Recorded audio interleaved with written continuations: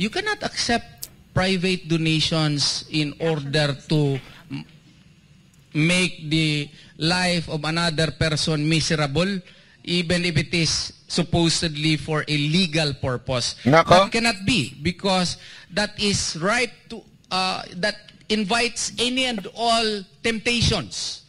Oh. Alam nyo ba na etong si Carion, si attorney ay guro? Ito yung mga gusto ko maging guro, kari sa law. Kasi pag nagpaliwanag, kahit malalim mo yung kanyang pag-Ingles at saka yung law, matututo ka. Ang mga ayokong teacher, siguro sila Attorney Libayan, yung mga teacher na yun, walang mangyayari sa buhay ko. Oo, totoo, yung mga ganyan, Attorney Libayan, o di kaya si Attorney Gadon. Ay, hindi na pala siya Attorney, Di ba? Siguro kung mga ganun ang teacher mo sa law, si Attorney Gadon, saka si Attorney Libayan, siguro talagang kesa na tumalino ka, baka lalo kang bumagsak sa bar. Di ba? Eto, magaling ito eh. Magaling ito. Kasi may rumor na tatakbo siya pagka-senador. Oh, so kumbaga, rumor lang yan. And what would prevent him from to also I am also accepting donations for the public purpose of the advancement of my senatorial campaign. Of course, that is only a possibility, no? I'm not saying that he is doing it, but the danger that would arise if we would allow that to happen is really there, and that is why Republic Act 6713 is precisely crafted. Correct, Your Honor. I sustain. Naku, tangin ang galing. Alam mo, sa totoo lang, tama yung punto niya dito di ba? If we would allow that, diba? If we will allow that kind of system and accepting donation, ang problema, ngayon na may plano siyang tumakbong senador, which is obvious naman. Sabi ko nga sa inyo, ipapuputol ko, wag na, yung kuko na lang, kuko. Pag hindi tumakbo yan. Isang bagay lang ang ang rason, baka pag kaya hindi tatakbo yan si Abalos. Ako alam ko kasi may mga ayoko na ikwento. May mga kinuhang mga propagandista yan kaya alam kong tatakbo yan tapos matindi pa ang niyan, ang ginagawa niyang pagbida-bida sa social media, sa media, kahit nga ho, di ba, pati yung sa teleserye, sinalihan na, ay alam mong tatakbo yan, obvious na obvious. Kung ngayon nga, tumatanggap na siya ng private, ulitin natin private money, for the capture of Pastor Kibuloy. Paano pa kaya yung pagdating ng panahon? 'Di ba? Na siya ay tatakbo ng senador. Hindi kaya siya nangongolekta ngayon? 'Di ba? Hindi ba siya nangongolekta? Hindi natin alam In order to curtail any and all such possibilities. Alam niyo yung cartel. Yun yung in fact, cartel, yung ginaganon sa likod ng ng window nyo, cartel. With the question po na pwede ba yun, the information is different or yung the crime alleged is rape tapos biglang iba na forfeiture or confiscation of property, which is hindi naman siya kasali sa penalty, hindi talaga siya tama legally. Because even sa Constitution, it is already enshrined in our Constitution, it has guaranteed our right, especially of the accused, the right to be informed of the cause and nature of the accusations against him. Itong Objection, Your Honor. You sustain. Ikaw na nga yung nag-object, ikaw pa yung nag-sustain. Ang labo ni Bonnet. nangyari sa atin kasi, ibang allegations, iba yung information, iba na din yung penalty, which is not in the revised penal code. In fact, kung na-mention nga yung playbook, di ba, based ito sa USA, ang nangyari, ganun din yung attempt, i-confiscate, i-freeze, i-seize ang properties ng Kingdom of Jesus Christ. But the crime is against the allegations, these false and founded lies is against Pastor. However, they failed. Alam mo isipin mo, tama talaga Akala ko ba ang allegations pang-aabuso Kala ko ba ang allegation is rape? Kala ko ba ang allegation bakit ifini-freeze yung mga gamit? Yung mga property? Bakit ganun ang gustong gawin? I mean, ganun ba dapat ang nasa batas na pag ikaw ay inakusahan na bilang, halimbawa lamang, ikaw ay inakusahan na mamamatay tao, if-freeze ba yung gamit mo?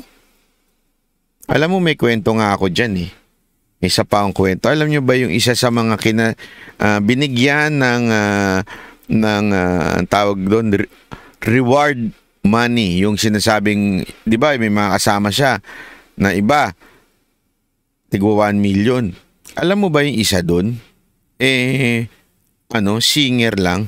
Praise and worship singer lang. Kinasabing, anong kasalanan nun? Kumakanta siya? Anong kasalanan nun?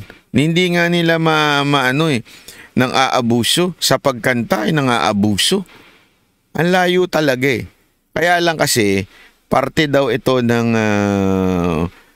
yung mga top leader ng KOJC, yun yung mga kinasuhan. Kaya dito malalaman mo, ang pinipilay nila dito, hindi lang si Pastor Quiboloy, the entire KOJC ang pinipilaya nila dito. Kasi none of the properties, even just one property, walang nakapangalan kay Pastor. Because they are different, separate entity. And even here in the Philippines, there's already a clear distinction, separation of church from the state. Diba? So kaya nga, that is inviolable. In fact, objection, Your Honor. Sustain. very respected yan, kaya exempt pa yung mga religious from taxes. Ganyan ang pagtingin ng Constitution, lalo na sa mga religious organizations. Wala nga sa pangalan ni Pastor Quiboloy, bakit kinisikwesta? Alam mo, sa tingin ko, pera dahilan nito. Pera. Talagang gusto nilang maubusan ng pera si Pastor Quiboloy. Diba? Para talaga makakimkim ng gobyerno na to.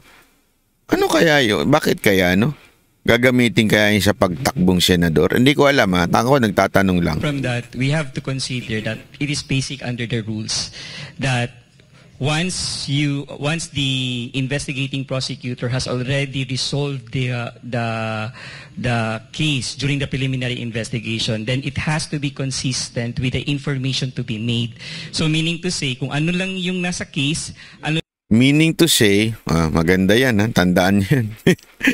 lang yung binigyan ng opportunity ng respondent to defend himself during the preliminary investigation at ano lang yung na-resolve, yun lang dapat. I-play lang natin namin, papatayin ko lang yung camera, mabilis lang mabilis lang. Dapat yung information na mag-reflect, it should be consistent.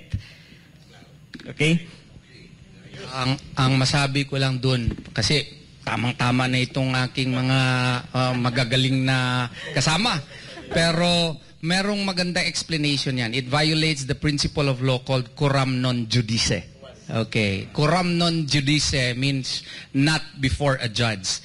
If the allegations in the complaint, or if there are no allegations in the complaint, then the information has no basis.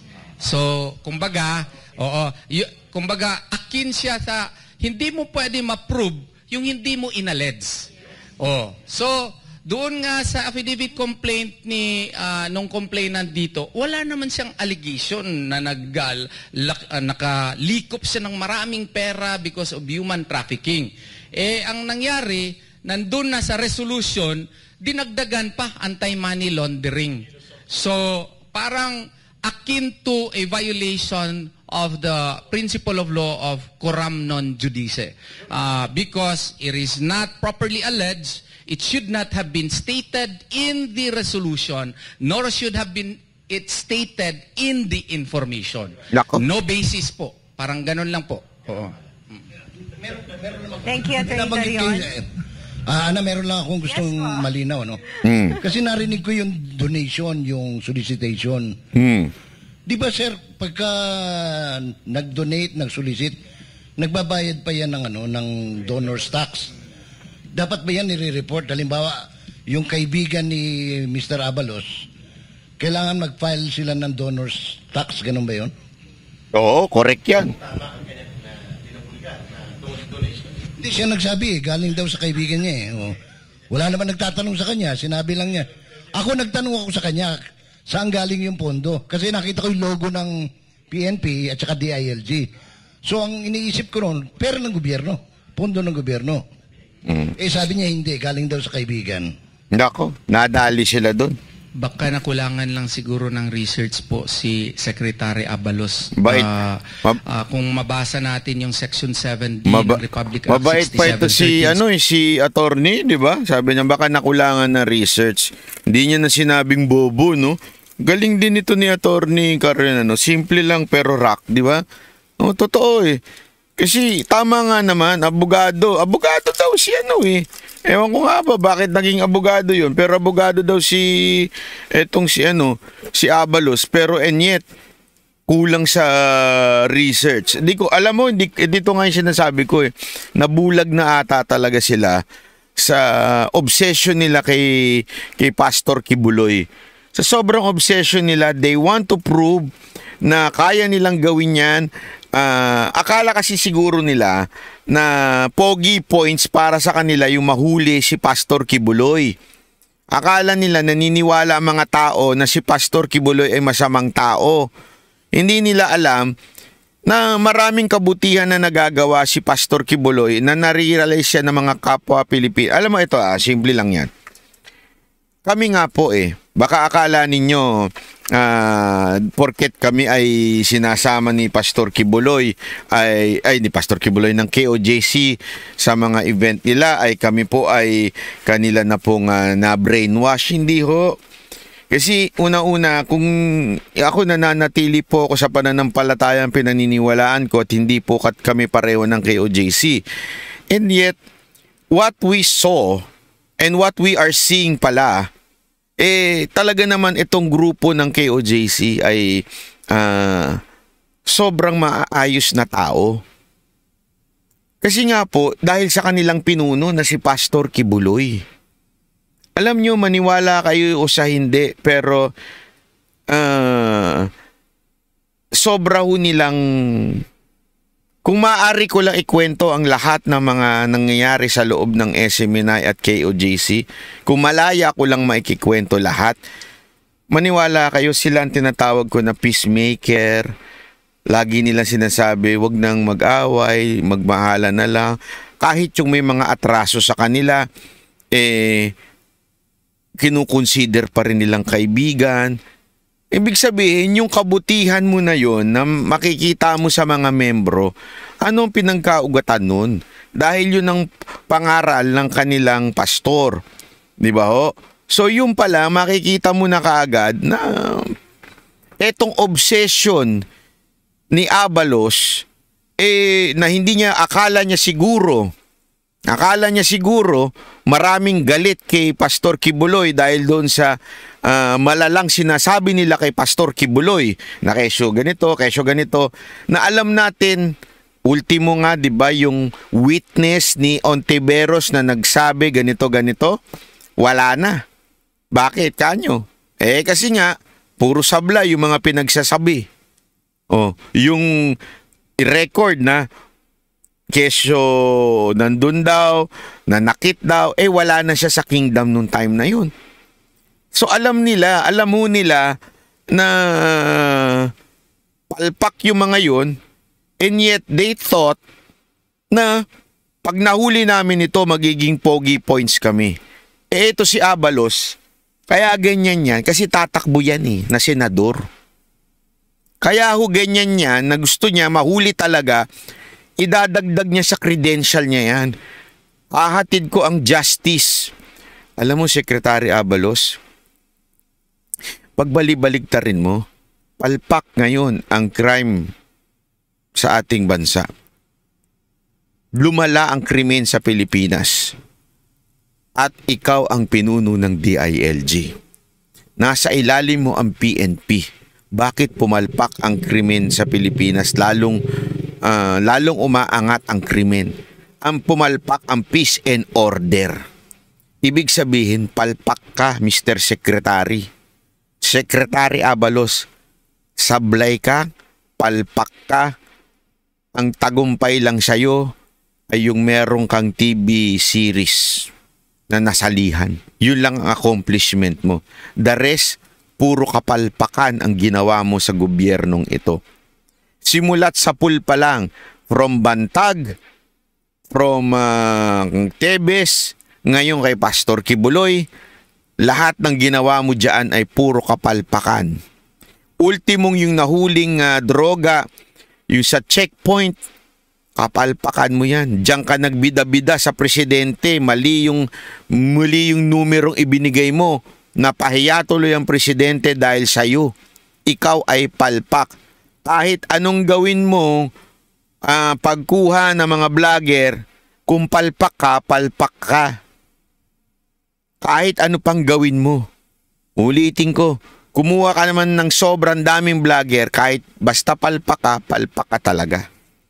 O hindi mo na mababago yan.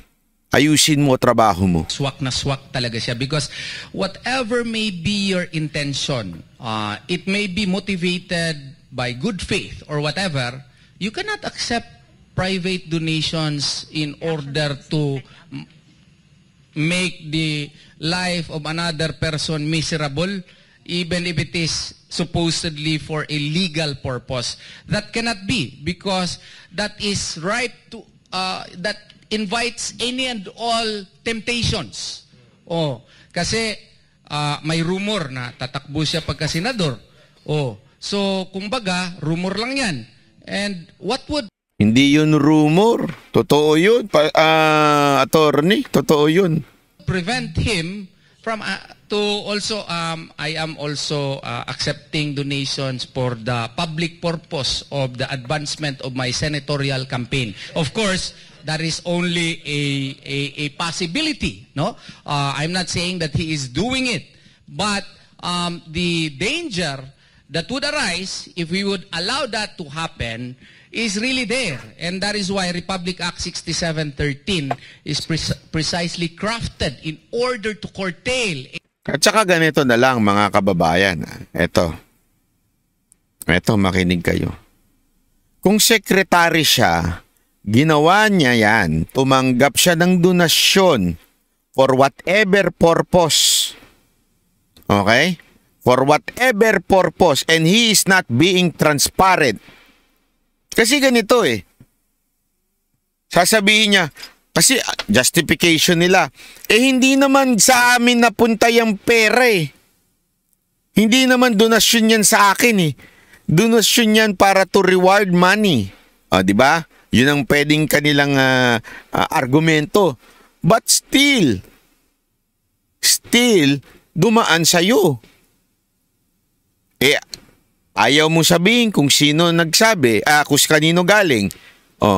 Paano namin malalaman na yan lang talaga yung sa pera na idinonate? O yan lang yung talagang perang ibinigay? Kung ayaw mo sabihin kung sino yun. Diba? Sabi nga nila, dapat may donor's tax yan O ibig sabihin, you're not being transparent in receiving something for a reward. Paano kung sakasakaling mas malaki pa pala? Since hindi ko, tanong lang naman. Malay ko kung meron kang, di ko alam. Di ba? Tanong lang naman, Hindi ko sinasabing magnanakaw siya. Tinatanong ko lang naman kung magkano yung total talaga niyan. Totoo bang 10 million lang? Tapos yung para doon. Ako'y nagtatanong. Kaya nga maganda, maging transparent ka. Kesa sa pagdudahan ka ng tao. Kasi ayaw mo maging transparent. Sino ba nagbigay niyan? Yun ang tanong doon. Kung ginawa niya yan bilang sekretary at naging senador yan, pwede niya rin gawin yan. Pwede rin dyan tumanggap ng donor para kunwari sa isang partikular na proyekto. This project is donated by a friend. Hindi pwede yun. Even if hindi sa'yo napunta yung pera, the mere fact na ikaw ang tumanggap, ikaw ang dinagdaanan ng pera, mali din po yun. Kaya nga kung nagawa mo bilang sekretary yan, maaari mong magawa bilang senador. Tama, mali? Tama po ba yun? Naaayon po ba yun sa batas? Again I'm not saying may nakuha ka, may natanggap ka, o ikaw ang tumanggap ng pera. Sabi nga ng for whatever purpose, mali yun. So, kung hindi mo inatanggap ngayon na mali yun, so pag nagsenador ka, gagawin mo din pala yan. Tama, mali? Oh. Any and all such possibilities. Oh, di ba? So, grabe ang ala Mayor Ferrari, oo nga si Mayor Ferrari, isa pa yan. Ang lakas ng loob na sabihing galing lang sa friend ko. Di ba? Ang lupit talaga. Kaya nga, alam nyo mga kababayan, nakakalungkot, pero ito na ho talaga yung panahon na parang ang kanila po talagang bitamina ay anesthesia. Di ba? Yung bitamina nilang anesthesia. Bakit? Ang kakapal na ng mukha, wala na mga pakiramdam.